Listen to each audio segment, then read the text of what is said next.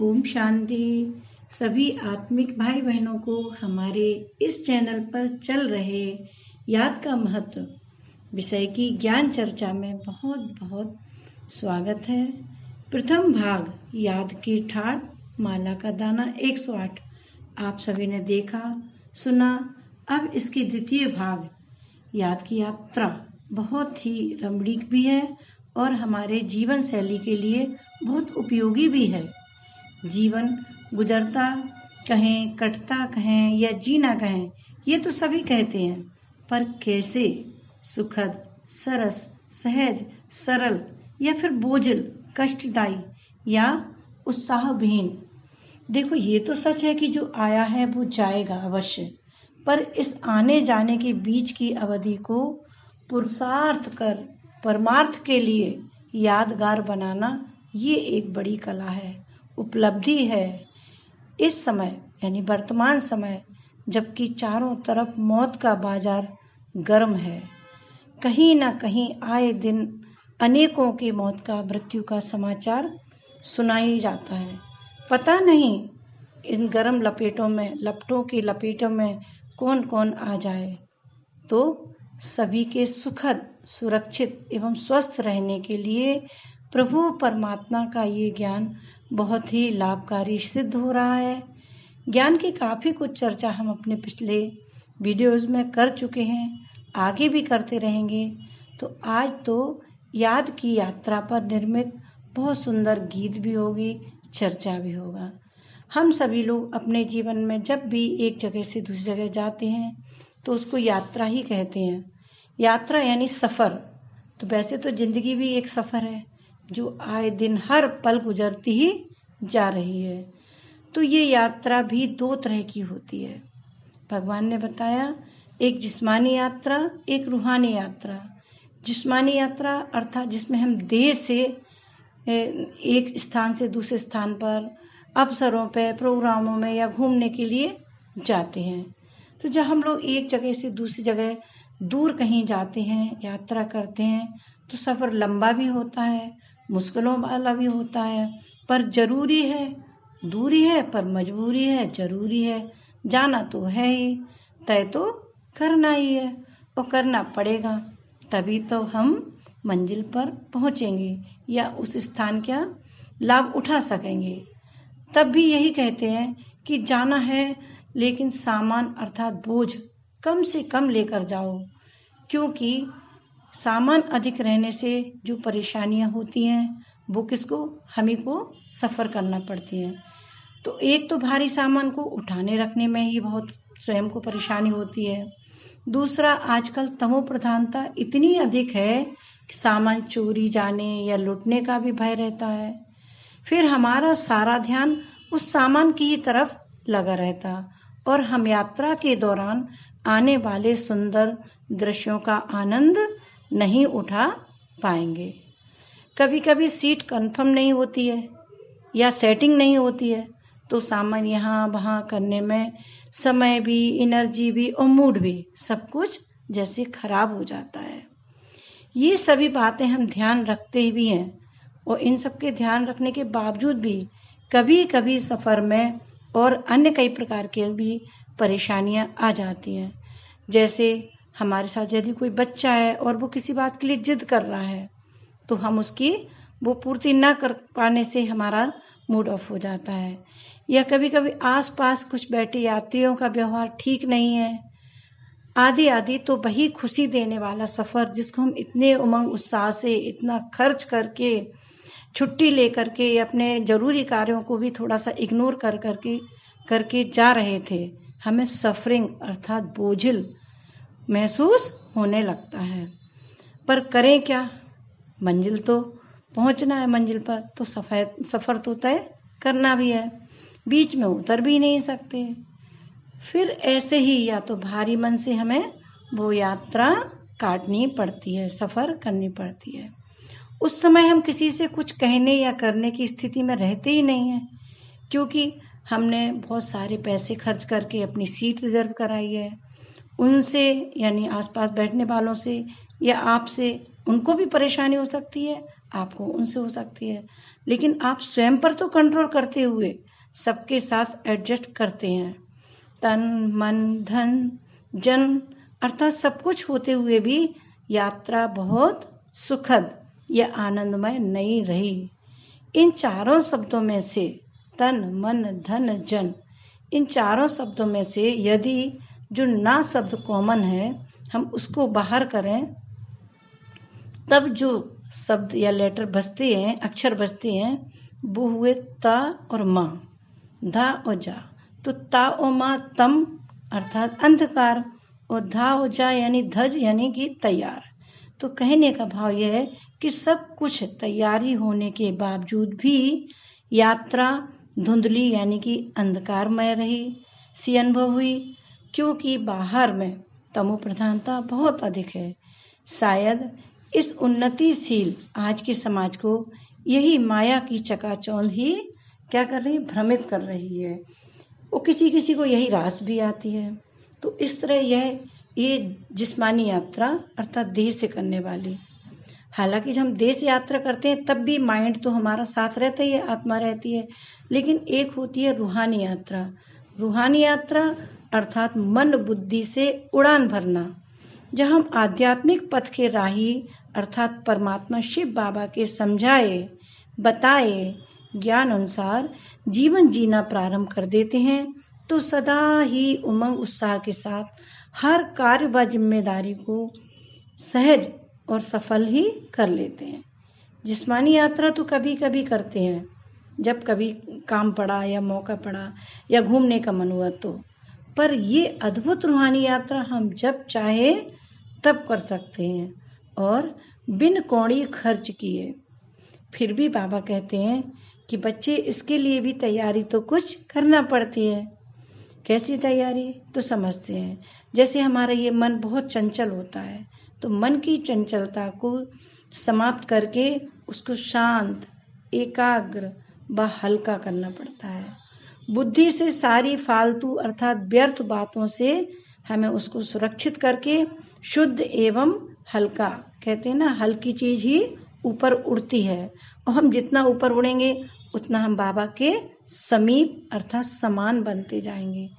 जितना वजन हल्का होगा यात्रा उतनी ही ऊंची, स्थिति उतनी ही श्रेष्ठ निर्विघ्न एवं सुखद होगी। कई बार ब्रेक भी लगाना पड़ता है। अब आप कहेंगे रूहानी यात्रा में ब्रेक कैसा?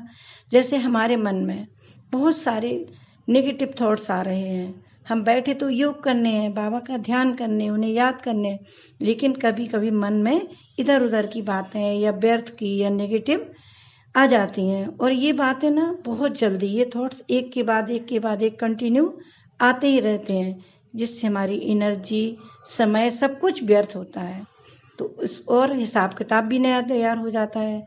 तो इसके लिए हमें बहुत जल्दी ब्रेक लगाना अर्थात अपनी बुद्धि को टर्न करना होता है और चेंज करके अपने फिर से उसी परमात्मा याद में मगन होना पड़ता है।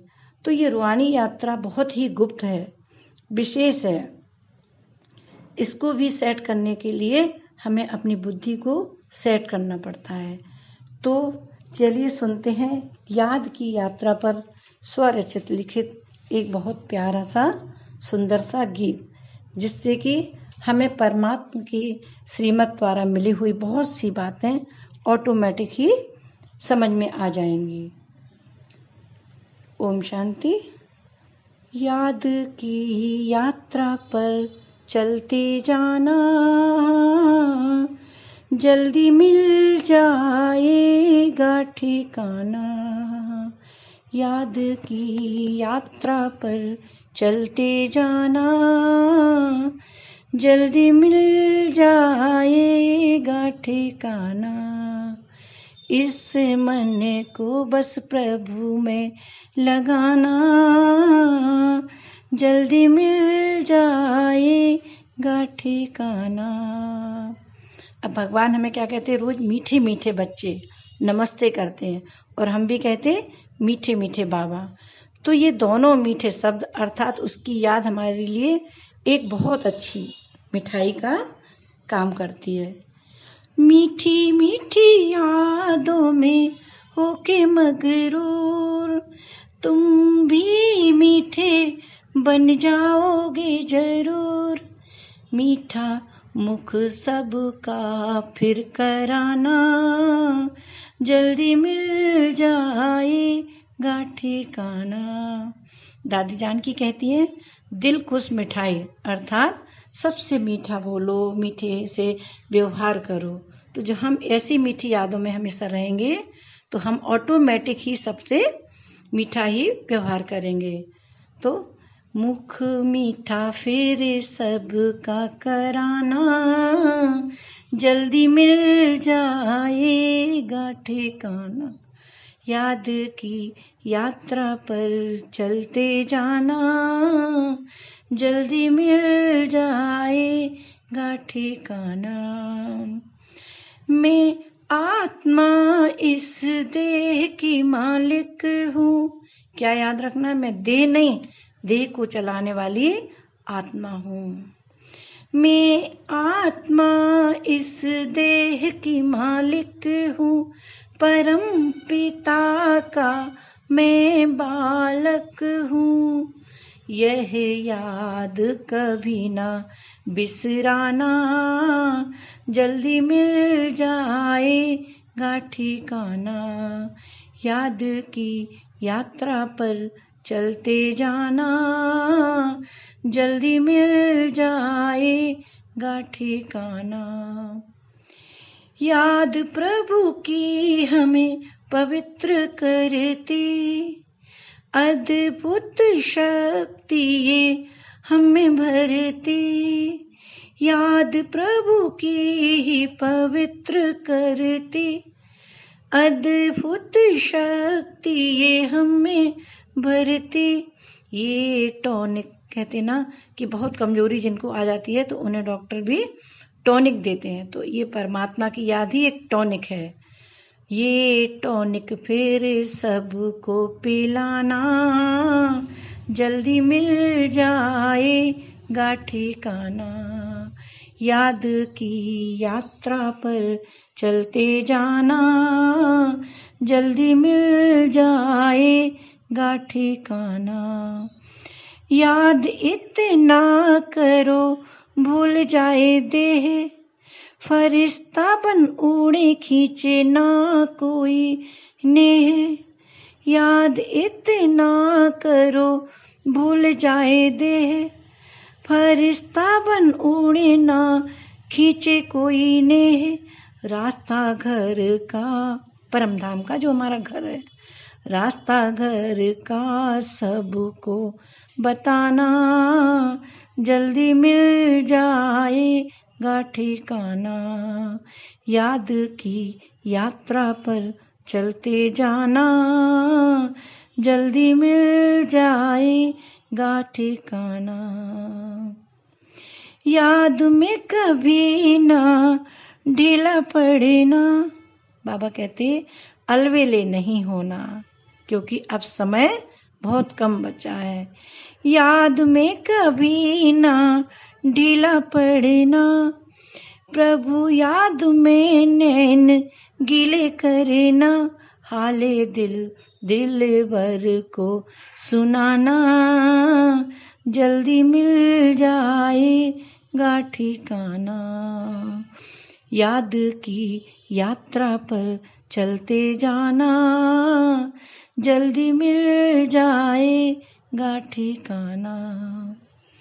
याद में गहरे उतरते जाओ, कहते हैं सागर में हम जितना गहरे जाते हैं हमें उतने ही रत्न प्राप्त होते हैं। तो ऐसे ये याद का भी गहरा समुंदर है। याद में गहरे उतरते जाओ, रत्नों की खानियां भर भर लाओ। अनुभव की अनुभूति कराना, जल्दी मिल जाएगा ठिकाना। याद की यात्रा पर चलते जाना, जल्दी मिल जाएगा ठिकाना। इस मन को बस प्रभु में लगाना, जल्दी मिल जाएगा ठिकाना। अभी तक आप लोगों ने बहुत से फिल्मी गीत सुने होंगे, लौकिक भी सुने होंगे और भजन भी सुनेंगे, पर ये परमात्म याद का, रूहानी यात्रा का बहुत प्यारा गीत आप सबके लिए। अभी आपको अगर ये सब पसंद आता है, वीडियो पसंद आता है, जो चैनल को सब्सक्राइब करें, लाइक करें एवं वीडियो को शेयर करें। ओम शांति।